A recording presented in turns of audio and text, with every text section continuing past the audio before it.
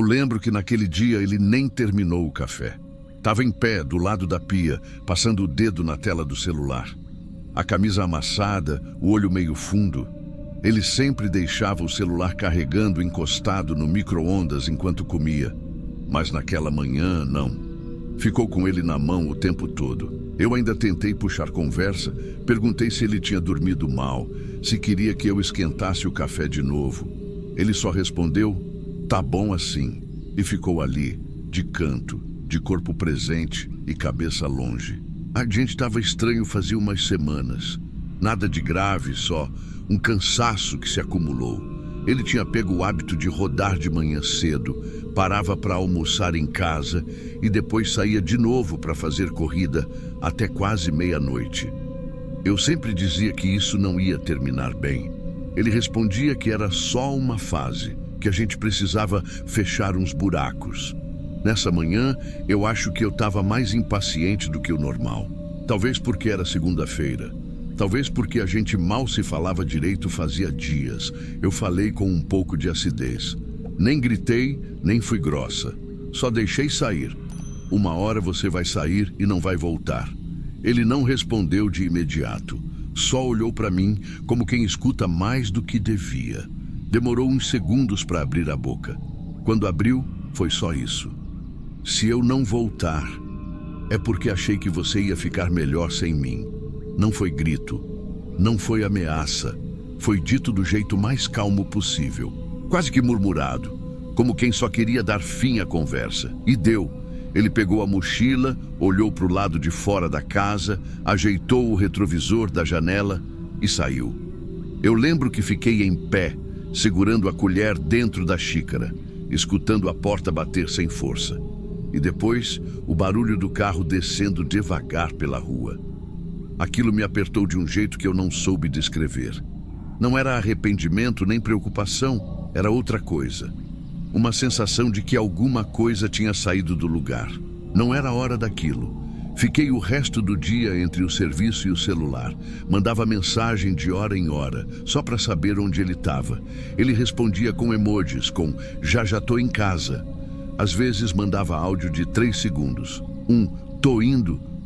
Foi boa essa aqui. Nada demais. Só que dava para sentir. Tinha alguma coisa ali por trás. A última mensagem que ele mandou foi perto de 1h40 da manhã. Uma figurinha besta, daquelas de motorista cansado. Eu respondi com vem logo, mas ficou sem visualização. Fiquei acordada. Tentei ver série. Tentei varrer a cozinha, mas nada prendia. Fiquei só deitada no sofá, com a TV no volume baixo e o celular do lado. Eu escutava cada carro que passava, esperando o motor dele. E nada. 2 da manhã. 3, 3h30. Quando deu umas 4h em ponto, eu ouvi o portão abrir. Baixo, como se ele tivesse segurado para não fazer barulho.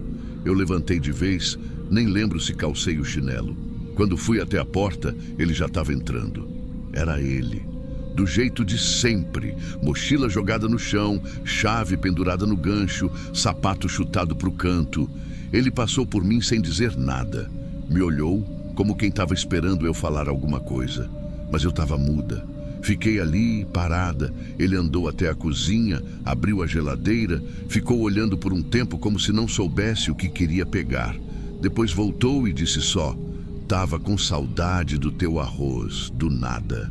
Sem nenhuma menção à briga, sem nenhum comentário sobre o horário, como se o tempo não tivesse passado. Aí completou, fica tranquila, a gente ainda vai se acertar. Foi nesse momento que me quebrei, mas eu não chorei, não briguei, não abracei. Só disse, vai tomar um banho? Eu faço alguma coisa para tu comer. Ele assentiu com a cabeça e foi pro banheiro. Eu ouvi a porta fechar, a luz acender, o chuveiro ligando, água forte, contínua. Fui direto pro fogão. Peguei o arroz, um resto de frango, comecei a picar cebola. E no meio do cheiro, subindo da panela, o celular tocou. Era a irmã dele, chorando, dizendo rápido demais. O carro dele foi achado virado na estrada que vai pro terreno da antiga transportadora. Estão dizendo que ele sumiu, Foi como se o tempo parasse, como se o som da água do chuveiro tivesse ficado mais alto que a voz dela. Larguei tudo e corri. Fui até o banheiro, bati na porta, chamei. Nada. Só a água correndo. Abri. Não tinha ninguém lá dentro. A toalha estava pendurada, o chão molhado, só com o vapor da água, a luz acesa, a água escorrendo. Mas ele... Não tinha como ele ter saído sem eu ver. A porta da frente continuava encostada. O portão, do mesmo jeito. Ele entrou. Eu vi, eu escutei, eu falei com ele. Mas ele não estava mais ali. Eu não lembro direito o que aconteceu nos minutos seguintes. Só sei que desliguei a água, corri de volta para a cozinha, olhei pela casa toda, chamei o nome dele mais de uma vez. Baixo, depois alto, como se ele tivesse se escondido, como se tivesse feito alguma brincadeira de mau gosto. Mas eu sabia que não era isso. A sensação era de que o tempo ali dentro tinha ficado atrasado.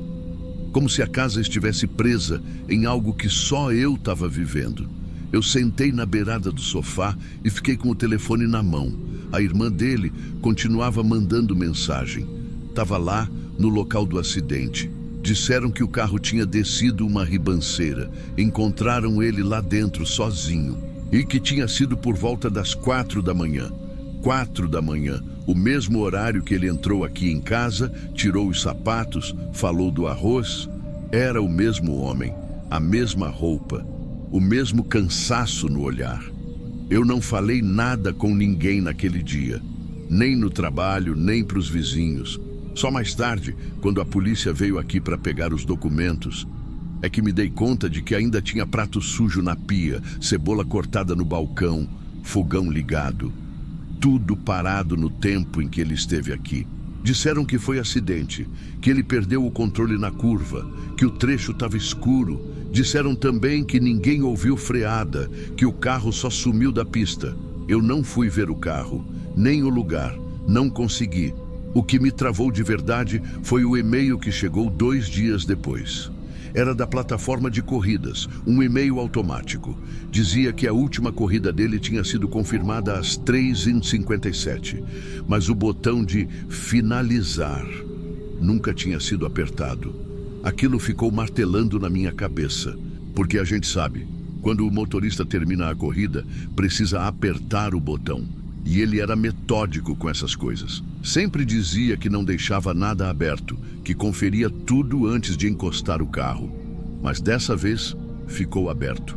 E até hoje, toda vez que penso nisso, é como se a corrida ainda estivesse rodando. Depois disso, muita coisa mudou, mas sem barulho. Gente vinha aqui, oferecia ajuda, trazia comida. Eu ouvia tudo, sorria com educação, agradecia. Mas por dentro, eu só queria que a casa voltasse a ficar vazia. Porque no vazio, ainda parecia que ele podia voltar. Que ele ia entrar pela porta do mesmo jeito e dizer que estava com saudade do meu arroz. Minha sogra veio morar comigo por uns dias. Dizia que eu não devia ficar sozinha. Mas ela também não tocava no assunto. Só sentava no canto do sofá, ficava olhando para o chão, mexendo no terço. Como se ela também tivesse visto ele, mas sem coragem de dizer. Aos poucos, as visitas pararam. Os dias passaram. O celular dele ficou guardado na gaveta da cômoda. Mas eu abria às vezes, e toda vez que eu desbloqueava, lá estava o app, ainda com a tela daquela última corrida. Sem valor final, sem avaliação do passageiro, sem o concluído. Teve um dia que eu quase apertei. Quase finalizei por ele, mas não consegui, porque parecia que, se eu fizesse isso, aí sim ele não voltava mais. Às vezes, quando eu falo sobre isso, e eu quase nunca falo, eu me pergunto se foi real mesmo. Se não foi só um sonho estranho, um lapso da minha cabeça, mas não foi. A mochila que ele deixou no chão estava molhada embaixo, o sapato estava fora do lugar. E o arroz que eu deixei pronto ficou lá, esfriando como se ainda fosse ser servido. Teve uma noite, semanas depois, em que eu estava tentando dormir. E o celular vibrou. Era uma notificação do aplicativo de corrida na conta dele. Dizia: Está tudo certo com sua corrida? Eu entrei. E lá estava a corrida, ainda ativa, sem novo destino, sem avaliação, sem fim, só aquilo.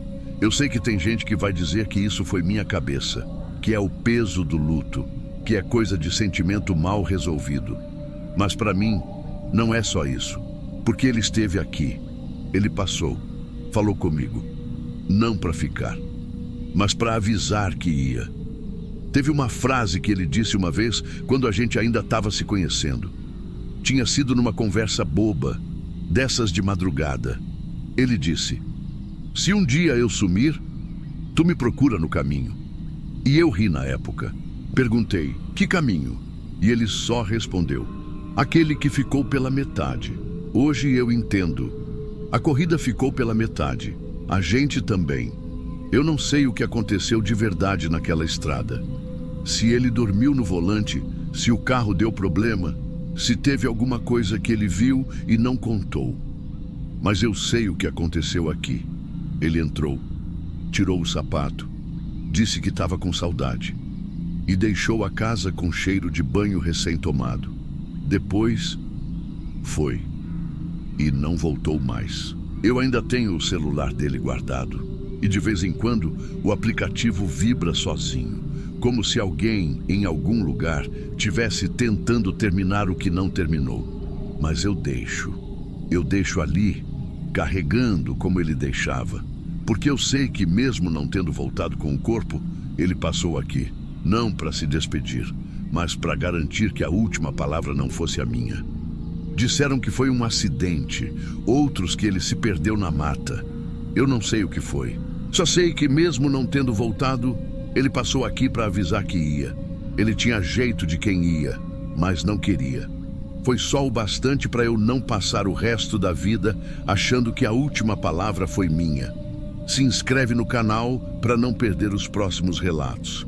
A gente sempre traz histórias que parecem simples, mas que deixam alguma coisa estranha no ar. E me conta nos comentários.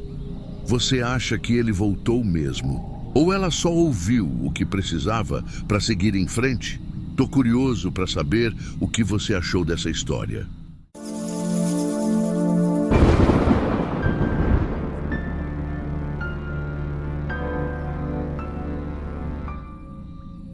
Mas rapaz, deixa eu te contar um negócio. Tem corrida que a gente aceita só para bater a meta. Sem pensar muito, sem olhar direito o endereço, nem quem tá pedindo. Só aceita. E vai. Foi assim nesse dia. Era uma quarta-feira, coisa de umas 9 e pouco da noite. Eu já estava querendo encerrar, só faltava uma ou duas para fechar o dia. Aí apareceu uma corrida ali na região do Renascença, saindo de um barzinho desses que vive tocando forró e sertanejo. Não achei nada demais. Cheguei lá, encostei e vieram 3 rapazes, novos, devia ter uns 20 e poucos anos. 2 vieram andando normalmente, rindo, conversando. O do meio veio meio amparado, como se tivesse exagerado na bebida, sabe? Cabeça baixa, andando meio mole. Eu só abri a porta de trás e esperei eles se ajeitarem. Fizeram o que todo mundo faz. Sentaram os 2 lúcidos nas pontas e jogaram o apagado no meio. Destino era um trecho meio afastado, já indo em direção a uns loteamentos novos, perto de Passo do Lumiar. Lugar que eu conheço bem. Tem umas ruas ainda de barro, umas casas construídas em cima de promessa, mas pouca estrutura. Mas enfim, toca seguir. No começo da corrida, nada demais. Só que eu percebi uma coisa. Os 2 de fora estavam tensos. Sabe aquela conversa sussurrada? Aquele cochicho com o olho de lado? Um deles ficava olhando o rapaz do meio o tempo todo. E o outro ficava dizendo umas coisas assim: "Mas vai dar certo. O cara do terreiro falou que ia ser hoje." Eu só ouvi isso porque estava com o vidro entreaberto e o som desligado, mas fingindo que não estava ouvindo, né? Até aí pensei, deve ser coisa deles. Gente bebendo, falando besteira, vai saber. Só que o clima foi mudando.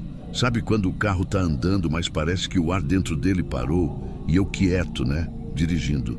Foi aí que, no meio do caminho, sem ninguém encostar nele, o do meio deu um pulo. Não foi só acordar. Foi como se alguém tivesse ligado um botão. Ele virou o rosto para frente, me encarou pelo retrovisor e começou a rir. Mas não era riso de quem achou graça. Era um riso diferente, como quem já sabia o final da conversa antes dela começar. Aquilo me deu uma travada por dentro, mas segui dirigindo. Ele não piscava. Os dois do lado congelaram.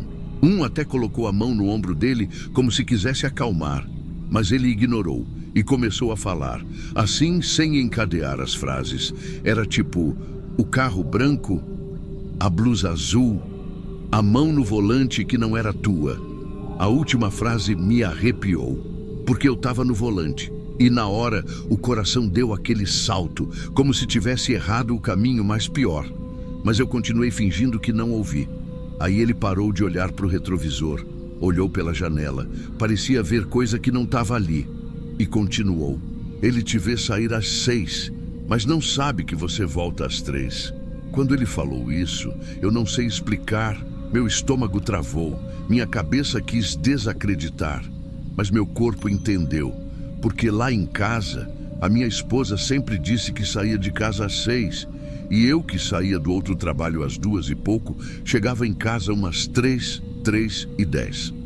Só que eu nunca disse esse horário para ninguém. Nunca. E do nada, como se tivessem puxado o fio da tomada, ele apagou de novo. Voltou para a mesma posição de antes. Cabeça baixa, olho fechado. Os dois do lado ficaram pálidos. Um olhou para o outro e mandou eu acelerar.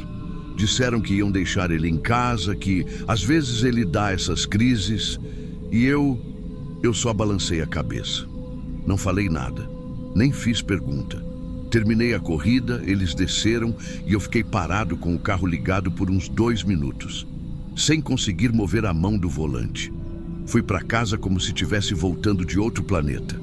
Tava tudo igual, mas nada estava igual. Nos 2 dias seguintes, tentei não pensar. Trabalhei normal, fingi que não tinha ouvido nada, mas as frases dele vinham do nada na minha cabeça, principalmente aquela, a mão no volante que não era tua. Foi aí que eu decidi. Na sexta, resolvi ir mais cedo para casa, sem avisar. Disse que ia fazer corrida até umas 9, mas 7:20 eu já estava entrando no bairro. E quando cheguei, tinha um carro branco parado na frente da garagem.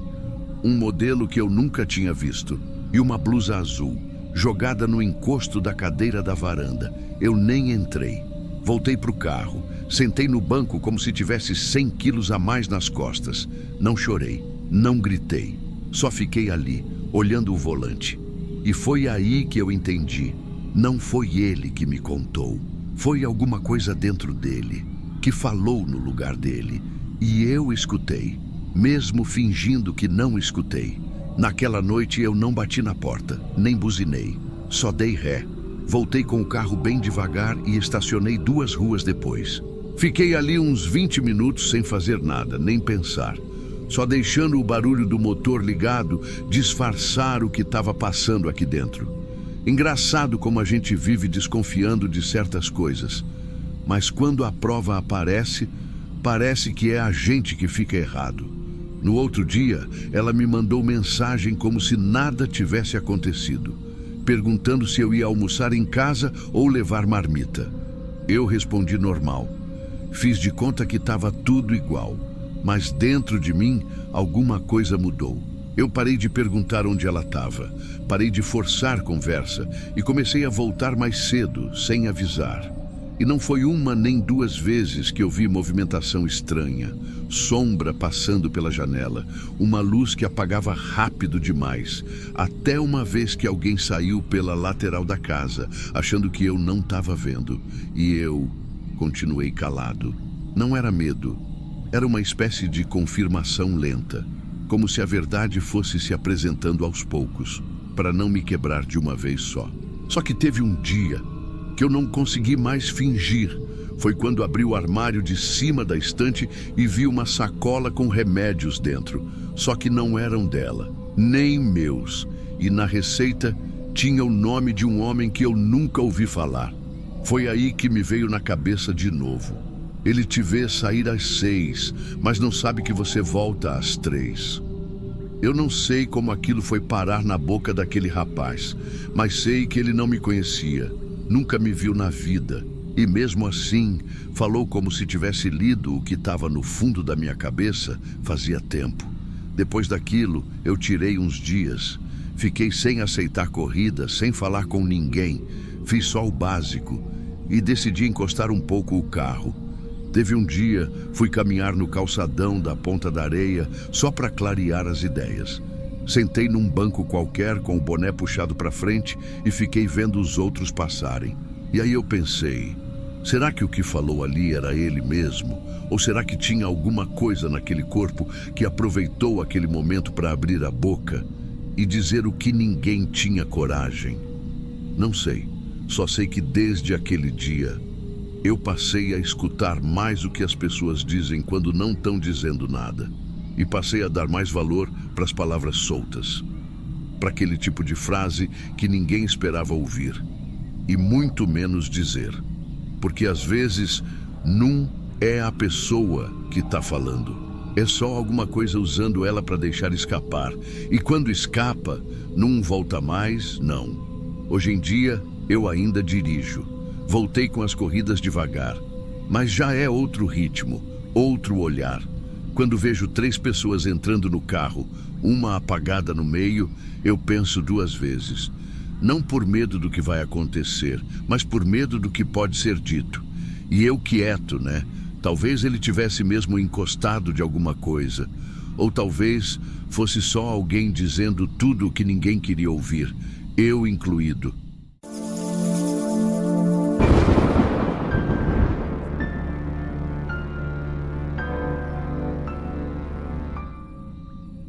Se fosse outra pessoa me contando, eu ia achar que era exagero.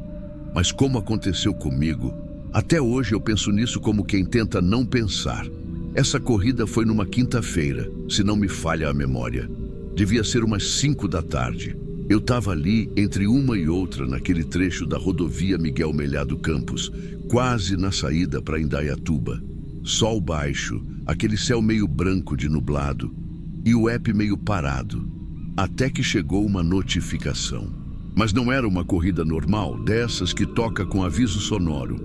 Era uma agendada que apareceu direto na tela como corrida em andamento. Só que sem nome, sem nota da passageira, sem nada. O ponto de partida era estranho também. Acostamento, literalmente acostamento. Eu até olhei no mapa achando que podia estar bugado, mas não estava. Eu aceitei porque, enfim, já estava ali perto. Curioso também. Só que fui devagar, com o alerta ligado. Vai que era trote, né? Cheguei no lugar em uns 4 minutos. Tinha mato dos 2 lados e só uma entrada de fazenda mais para frente. O acostamento ali era largo o suficiente para parar. Quando eu encostei, não deu nem tempo de desligar o carro. Uma mulher saiu do meio do mato. Tipo, ela já estava ali, esperando. Moça nova, devia ter uns 35, bem arrumada, roupa social clara, sapato limpo até demais para quem estava ali.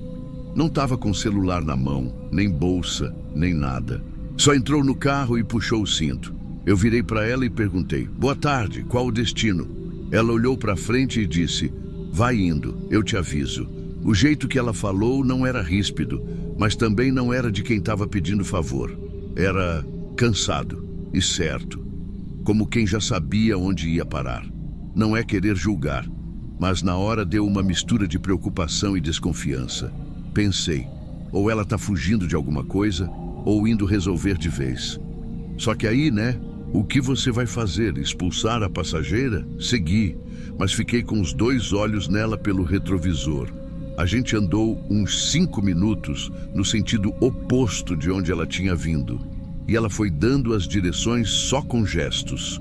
Um retorno ali, um desvio de asfalto mais à frente, e depois uma estrada de terra daquelas mais batidas, mas ainda transitável. Não falou mais nada, e eu também não, porque parecia que qualquer pergunta ia ser invasiva, ou pior, ia mudar o clima. E eu preferi não mexer. No meio do caminho, olhei para o lado só de canto de olho. O rosto dela estava marcado, não machucado, marcado. Sabe quando a pessoa chora e fica com aquela vermelhidão na lateral do nariz? Ela estava assim, e olhando para o nada. O trajeto não fazia muito sentido. Era como se ela estivesse desenhando o caminho na hora, mas sem parecer perdida. Ela sabia para onde queria ir, mesmo que não tivesse nome. Depois de uns 25 minutos, a gente chegou num lugar que parecia um pesqueiro antigo. Sabe aqueles com um tanque meio seco, cercado por árvore encurvada e com uma mesa de concreto no canto? Tinha aquilo, só aquilo. Ela pediu para parar ali. Desceu sem pressa. Caminhou até a mesa e sentou como quem já tinha estado ali antes. Eu ainda baixei o vidro e perguntei meio hesitante: "Quer que eu espere?" Ela virou para mim e respondeu: "Não, mas se alguém te perguntar, diz que foi uma corrida como qualquer outra." E ficou ali, sentada, olhando para frente. O vento balançando o cabelo e a cara dela, tranquila, não aliviada, tranquila demais. Voltei para o asfalto ainda digerindo aquilo. A estrada, o tempo, a cara dela, tudo parecia mudo. É a melhor palavra que eu consigo usar. Mudo. Como se aquela corrida tivesse acontecido numa frequência que não é a nossa. Cheguei em casa meio esquisito, tomei banho, jantei, mas aquilo ficou na cabeça. Nem consegui dormir direito. No dia seguinte, logo cedo, abri o celular como quem procura a resposta. E dei de cara com uma publicação de página local, daquelas que avisam sobre bicho perdido, trânsito, essas coisas. Tinha a foto dela. A legenda dizia que ela tinha saído de casa no dia anterior, fim de tarde, e não voltou mais. Que saiu sem celular, sem bolsa, sem deixar bilhete, nada. A família estava dizendo que ela passou por um quadro emocional grave, que isso nunca tinha acontecido, que não sabiam onde procurar. Eu fiquei congelado. Abri o aplicativo na hora para verificar a corrida. Queria saber o horário exato, rever o caminho, qualquer coisa. Mas não tinha nada, nem a corrida, nem o ponto de partida, nem o nome, nada. Foi como se eu tivesse levado alguém que não existia. Ou pior, como se alguém tivesse apagado tudo depois que ela chegou. Eu até cogitei comentar com alguém. Mas o que exatamente eu ia dizer? Que uma mulher entrou no meu carro, me mandou ir para um lugar isolado e sumiu? E que depois disso, a corrida desapareceu do histórico? Se eu falasse, iam perguntar por que eu aceitei uma corrida sem nome? Por que deixei ela descer sozinha ali? Por que não fiz nada? E eu mesmo não sabia responder nenhuma dessas perguntas direito. Pensei em ligar no suporte do aplicativo. Só que aí me veio aquela frase dela de novo. Se alguém te perguntar, diz que foi uma corrida como qualquer outra. E olha, por mais estranho que pareça, aquilo virou regra. Eu nunca falei dessa corrida para ninguém. Nem para minha mulher, nem para amigos motoristas, nem para os grupos do WhatsApp. Nada. Só que o silêncio cobra. Passei os dias seguintes mexido. Eu ficava reparando em cada notificação de desaparecimento, cada notícia de mulher achada em condição preocupante, cada comentário de parente dizendo ela nunca faria isso. E em todas essas horas eu voltava para aquela estrada de terra, para aquela mesa de concreto, para aquele momento em que ela desceu e decidiu sumir sozinha. Quase 2 semanas depois, numa tarde parecida, nublada, do mesmo jeito, eu estava dirigindo ali na mesma região e o app apitou. Era uma corrida nova. Dessa vez com um nome, com ponto de partida numa chácara próxima e destino ainda indefinido. Só que tinha alguma coisa no nome que me travou. Não era igual, mas era quase. O sobrenome batia. Fiquei gelado. Aceitei a corrida por impulso. Quis ver. Precisava ver. Cheguei na entrada da chácara e tinha uma senhora esperando no portão.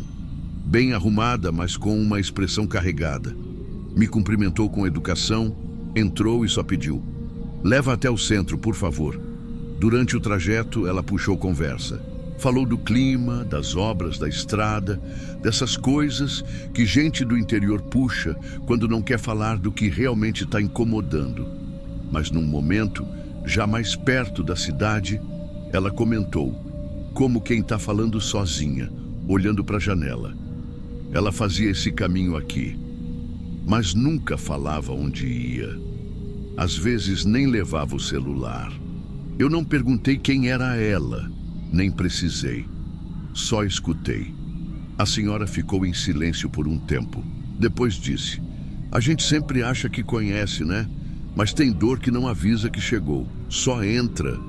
Quando ela desceu, agradeceu de novo e antes de fechar a porta, falou olhando para mim. Se um dia alguém pedir para ir para aquele lugar, deixa. Foi como se ela soubesse. Como se todo mundo ali já soubesse.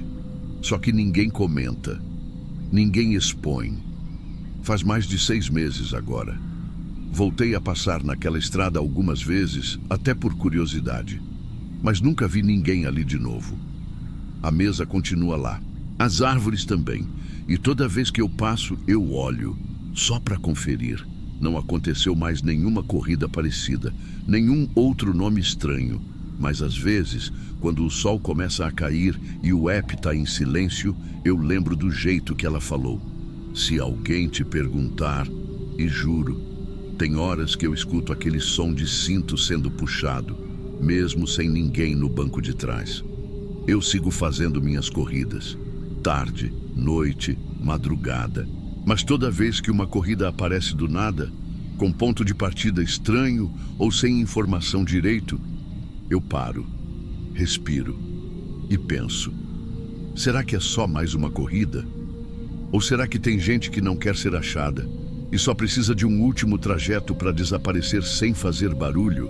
Não é querer julgar, mas tem corrida que a gente aceita com o dedo e carrega com a cabeça para o resto da vida, porque tem passageiro que entra como se já soubesse onde quer ficar e a gente só dirige.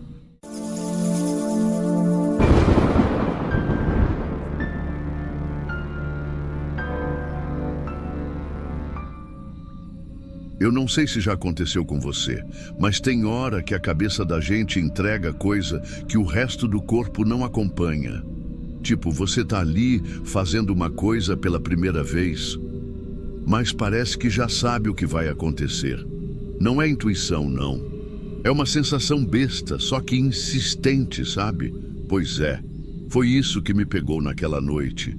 Uma sexta-feira qualquer, sem trânsito, tudo tranquilo. Eu costumo rodar mais pela zona sul aqui de BH mesmo, especialmente de madrugada, que é quando a cidade dá uma respirada.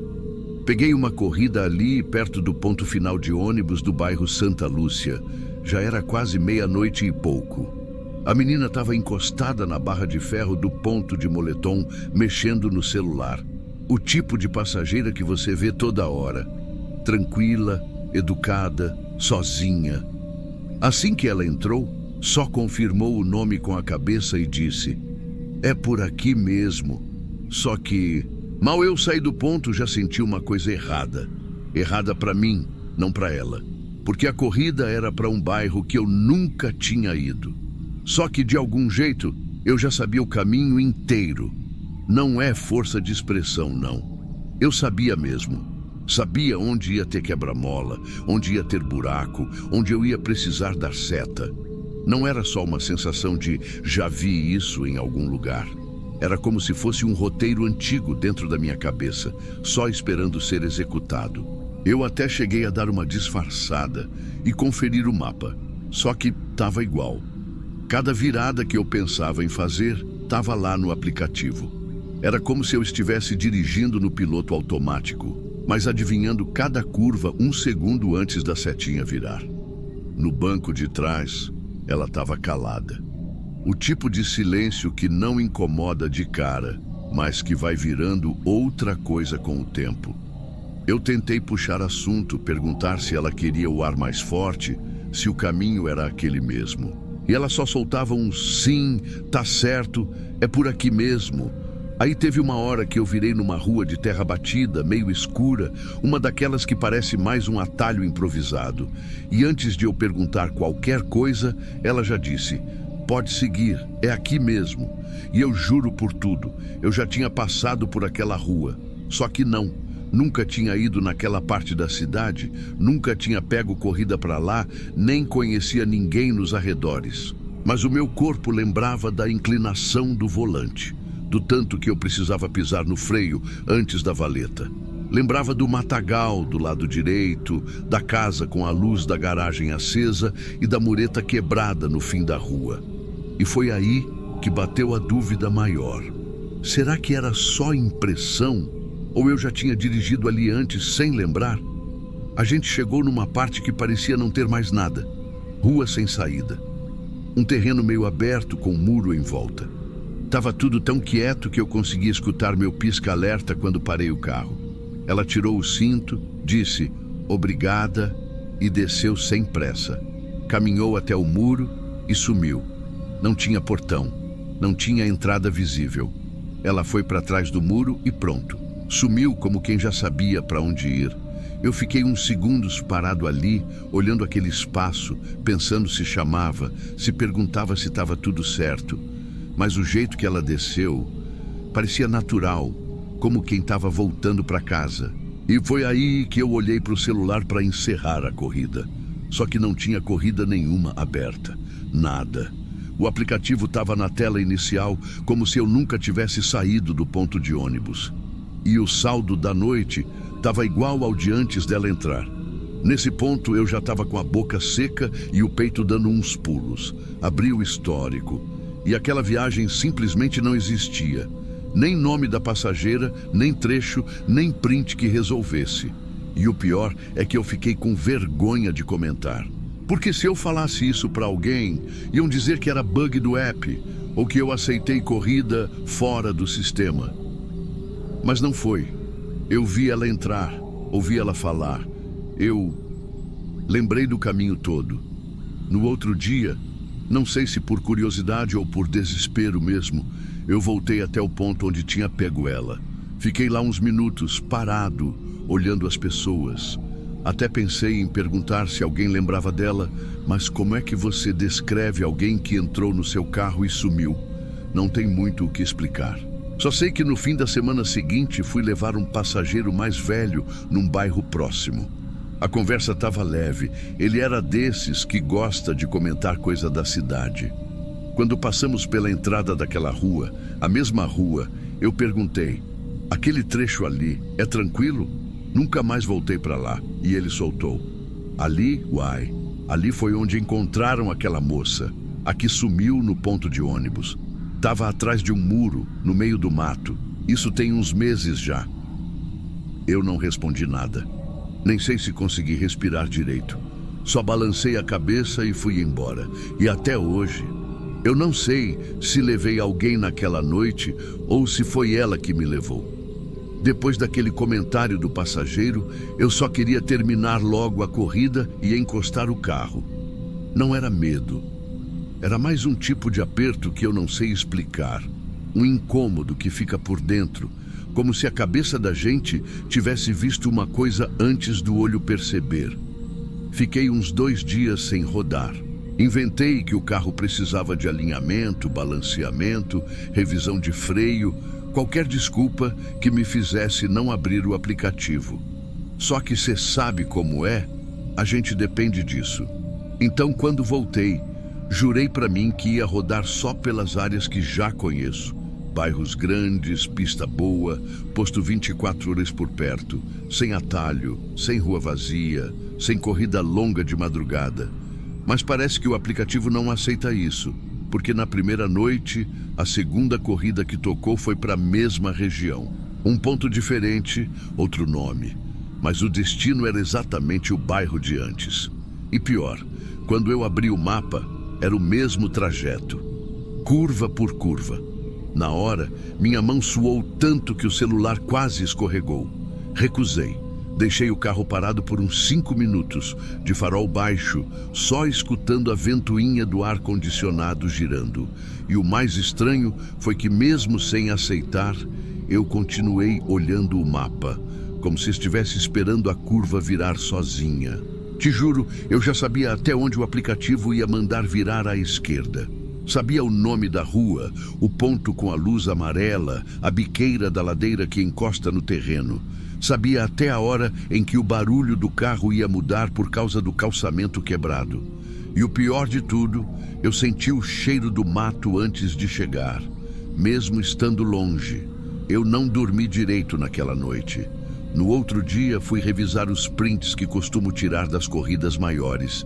Às vezes, tiro por segurança, ou para lembrar valor, tempo, essas coisas.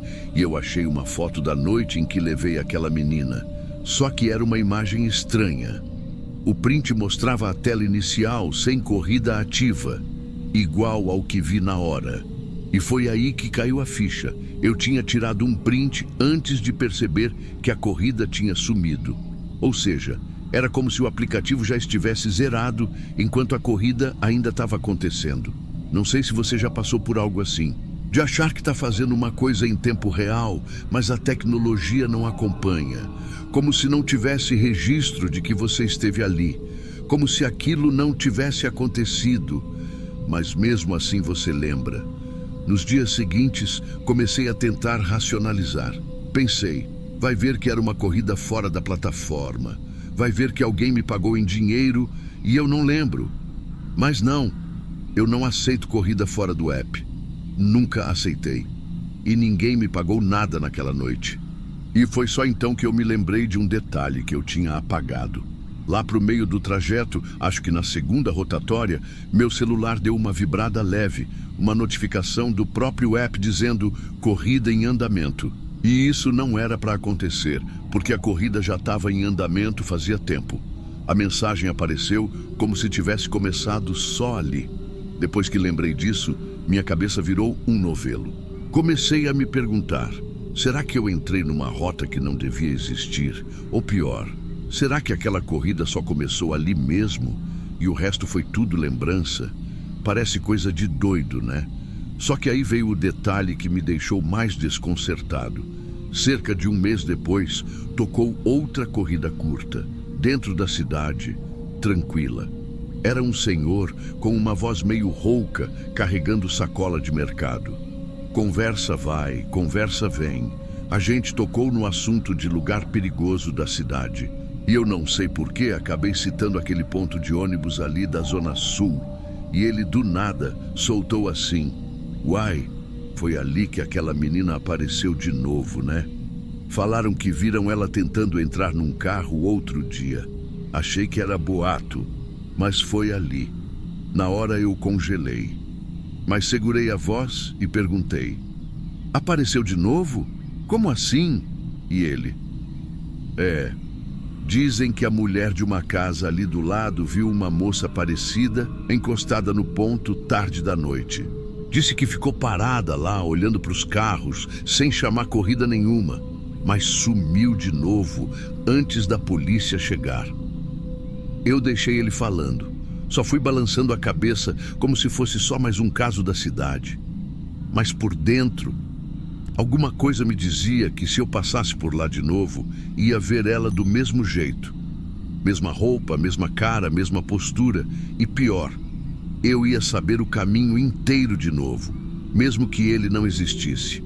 É por isso que, até hoje, toda vez que o aplicativo me joga para a Zona Sul naquele raio, eu cancelo, mesmo se o valor for bom, mesmo se for perto, porque o que eu mais tenho medo não é de levar alguém que não devia estar lá, é de lembrar o caminho antes da corrida começar.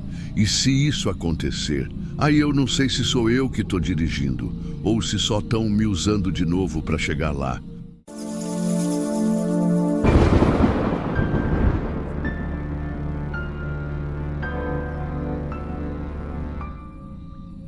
Mas olha, se tem uma coisa que eu aprendi nesse trabalho, é que você só nota quando uma situação está errada, depois que você já saiu dela.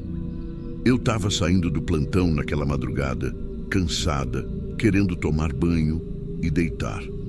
Era sexta para sábado. A cidade estava vazia, meio úmida, aquele sereno que deixa o cabelo grudado na testa. Pedi um Uber ali mesmo da recepção, com o mesmo destino de sempre. E só isso já devia ter me feito estranhar, porque eu não precisei digitar o endereço. Já estava ali salvo, certinho, como se eu tivesse acabado de pedir. Na hora, achei que era alguma atualização do aplicativo, que agora ele salvava o último trajeto automaticamente, sei lá. Não era a primeira vez que o sistema fazia uma gracinha dessas. Mas depois ficou claro que não era isso. O motorista chegou rápido, carro escuro, limpo, mas com um cheiro esquisito de desinfetante barato. Aqueles que mais disfarçam do que limpam, sabe? Ele nem saiu do carro. Eu entrei e só consegui ver que ele era um homem mais velho, com cara de cansado. Sabe aquele tipo de pessoa que não combina com o seu horário que está trabalhando? Era ele. Eu tentei puxar conversa para quebrar o gelo. Não que eu costume puxar papo com o motorista, mas ali não sei. O clima estava estranho, como se o carro tivesse sido usado para alguma coisa que eu não devia saber. Ele respondeu só com um e depois ficou quieto. Mas não era silêncio normal. Era aquele silêncio que você percebe, aquele que incomoda. O GPS já estava traçado e eu notei que o ponto final era um pouco diferente do meu prédio. Era uma rua paralela com menos movimento, mas era perto, então não comentei. Achei que era algum ajuste do trajeto, só que ele começou a dirigir devagar. Não era trânsito, era ele, como se estivesse ganhando tempo. Eu comecei a pensar que ele estava com sono, mas quando olhei pelo retrovisor, ele não piscava. O olhar dele estava fixo, mas não era no trânsito, era para dentro. E foi aí que eu pensei, esse cara não está voltando, ele está refazendo. A rua que ele virou no final, eu conhecia. Era uma daquelas ruas que dá acesso aos flats mais discretos da região central. Eu já tinha atendido hóspede ali, gente que entra calada e sai calada, mas nunca passou pela minha cabeça que eu ia descer naquela mesma calçada, do jeito que desci. Ele estacionou e desligou o carro. Só isso. A corrida ainda estava em andamento no aplicativo, mas ele parou. Aí ele virou um pouco o rosto sem me encarar de frente e disse: ela usou o celular dele, só estava salvo como me leva para casa. Eu só vim, foi assim, exatamente assim, sem contexto, sem explicação. Eu achei que ele estava confundindo, sei lá, que tinha me confundido com alguém. Aí perguntei, quem? Ele só balançou a cabeça, nem respondeu. Ligou o carro e saiu, me deixando ali. Na hora, eu achei que fosse só um motorista perturbado, um comentário sem nexo. Mas quando eu subi no apartamento e fui deitar, aquilo começou a girar na minha cabeça. Porque não era só o jeito que ele falou, era o jeito que ele olhou pelo retrovisor, como se tivesse carregado alguma coisa que não devia. E foi só no fim da tarde do sábado que eu entendi o que estava ali por trás. No canal interno do flat, que a gente deixa ligado na recepção por hábito, apareceu uma notinha de jornal local. Coisa de 2 minutos. Falaram que um homem tinha sido encontrado desacordado num apartamento alugado por algumas horas, ali perto de onde eu desci. O nome dele não foi divulgado. Só disseram que ele estava sem documentos e que uma mulher tinha sido vista entrando com ele, mas não saindo. A administração do flat não tinha nome dela, nem no cadastro, nem na reserva. Ela não aparece no sistema, nem no check-in digital.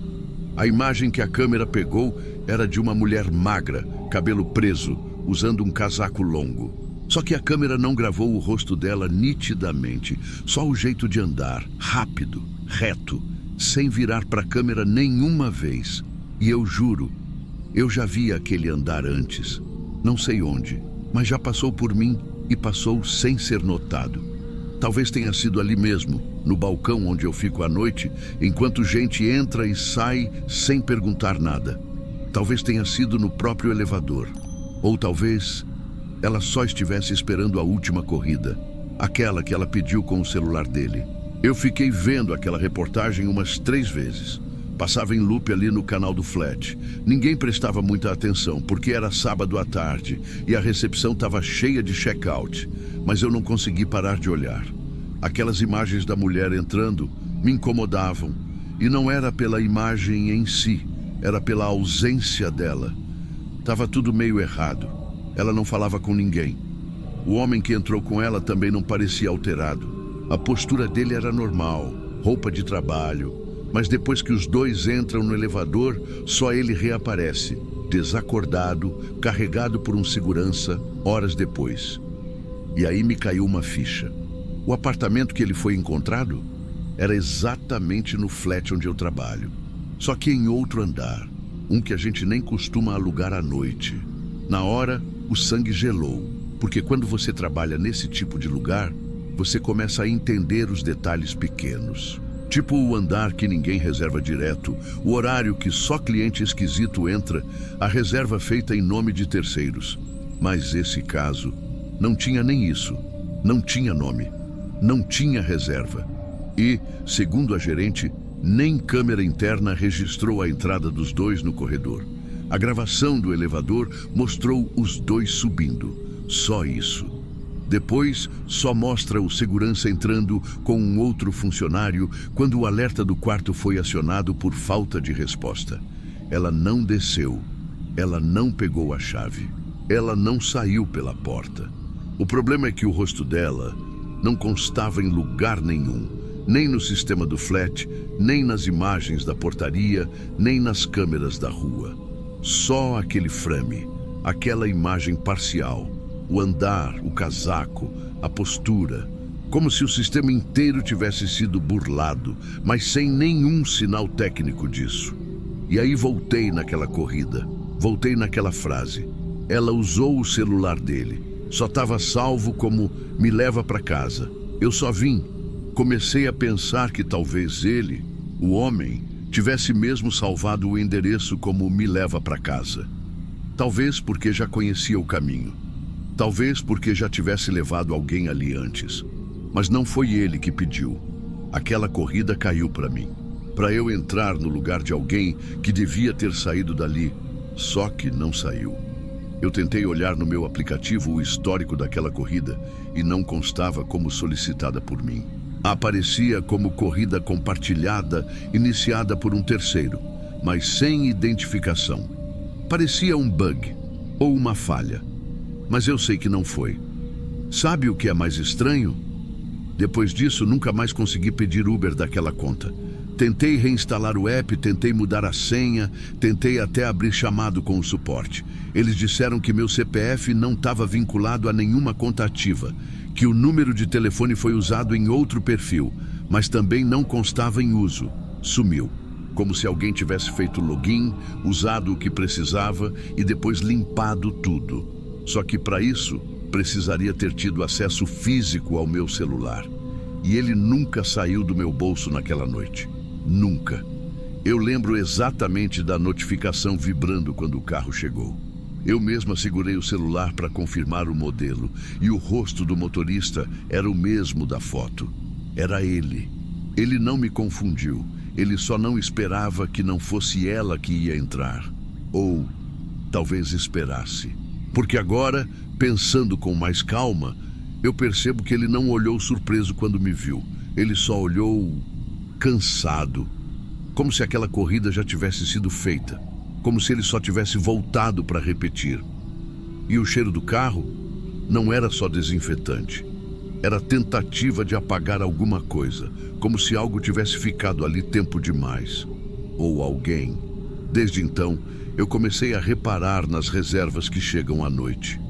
Às vezes, aparece um nome diferente, mas o mesmo número de telefone.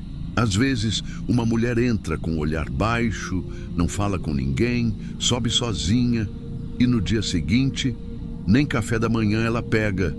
Ninguém estranha, porque em flat a gente se acostuma com o passageiro que não volta. Mas desde aquela madrugada, eu comecei a pensar: talvez não seja todo mundo que desaparece. Talvez tenha gente que aparece só para garantir que a última corrida não vai ser em vão.